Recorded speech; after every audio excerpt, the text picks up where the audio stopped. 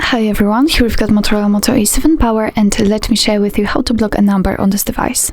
So actually we've got two different ways to block a number. The first one is using our contact list, so we will be able to block a number directly from it, or using, let's say, the settings, and obviously I will show you both options. So let's begin with opening the dialer and let me tap on. So first of all, let's actually find the contact you would like to block. So we will begin with this way. Let me tap on it, and here, if you've got the contact opened, just tap on this three dot icon in the right upper corner and tap on the block numbers. Your device will ask you if you really want to block a number, because you will no longer receive any incoming calls or text messages from it.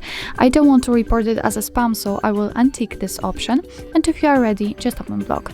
And as you can see here, we've got the info that this number is blocked. Obviously you can unblock it the same way, just by tapping on the three dot icon and tapping on unblock, but let me leave it like this because I would like to check if it will actually appear on the blacklist. So let me show you the second way to block a number.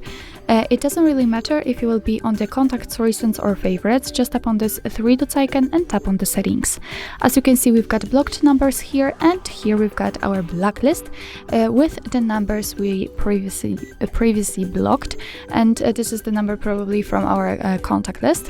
What's more, here we've got the option unknown, so it means that after turning it on, your device will block calls from all unidentified callers, so you can activate it just by tapping on the switcher and turn it off the same way. So as I said, the other way, the second way to add a number to a blacklist is to tap on this option, and here you will be able to manually enter the number you want to block.